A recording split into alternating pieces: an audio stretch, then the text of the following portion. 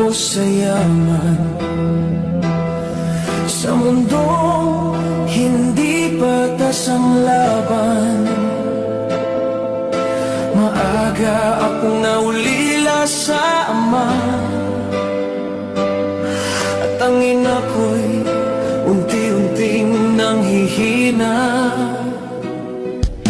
Sa murang edad, pasan ang problema, habang ang luha'y tinatago sa mata,